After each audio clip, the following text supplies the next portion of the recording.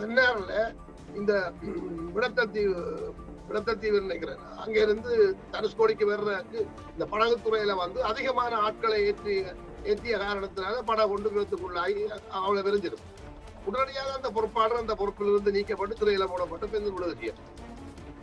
ஆனால் அந்த கள சூழ்நிலையை போய் பார்த்துட்டு தான் எங்கே போகிறான் ஏதிலி என்ற ஒரு சிறுகதையை நான் எழுதினேன். அந்த சிறுகதை தமிழ்நாட்டில் வெளிவந்த ஈழ சுதந்திரம் என்ற பத்திரிகையில வெளிவந்தது. நான் தமிழ்நாட்டில் இருக்கும் பொழுதுதான் எழுதினான். ஏனென்றால் அப்படி ஒரு ஓவர்லோட்ல தான் என்னுடைய மனைவி பிள்ளைகளும் அந்த படகுல நான் குடும்பத்தை இழக்க வேண்டி வந்தேன். ஆனால் அப்ப எனக்கு என்னுடைய ஒரு தனிப்பட்ட அனுபவம், அந்த இறங்கு துறைக்கு அந்த படகுத்துறைக்கு பொறுப்பாக அப்ப இருந்தது மதி என்று போறார். அவர்கள் சொல்றதையெல்லாம் வந்து மக்கள் கேட்க மாட்டார். அவர்கள் பிச்சு பிடிங்கி கொண்டு போவினோம். அப்ப இவர்கள் என்ன செய்யறது? தனி வச்சு அடிக்கிறதா சொல்றதா ஒன்றும் செய்ய முடியாது.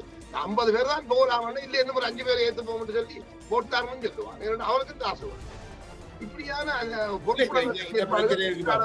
பல்வேறு நாடுகளுக்கு கனடாவா இருக்கலாம், லண்டனா இருக்கலாம், இந்த முகவர்கள் தான் எங்களை ஏற்றி அனுப்புகிறார்கள், நாங்கள் வந்துருங்கிறோம்.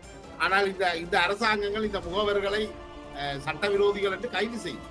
ஆனால் அதே நேரம் இவர்களின் உதவியால வந்து இறங்கினவர்கள் தான் இன்றைக்கு உலகம் முழுக்க பறந்து ஒரு அரசியல் அதிகாரத்தை எடுக்கிற அளவுக்கு வளர்ந்து இருக்கிறார்கள்.